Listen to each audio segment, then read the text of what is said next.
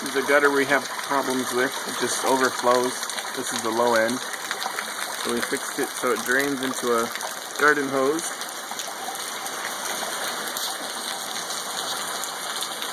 And then right now it's just filling up my tote. It's only been here for not even 2 days. It's about 2/3 full. I think with this new rain it'll probably be full tonight. After that I'm going to add some bleach, clean it out, and maybe go get the other one and do the same thing.